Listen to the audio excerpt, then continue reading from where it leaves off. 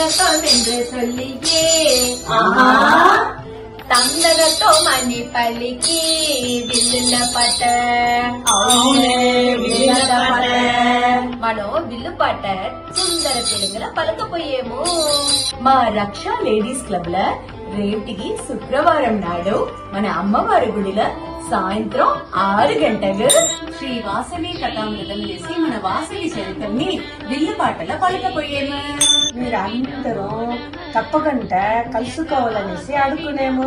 కలుసునేది మట్టు కాదు, అవశ్యంగా మీరు రాబోదు పెద్దవాళ్ళనో బిడ్డలనో అవశ్యంగా పిలుచుందండి.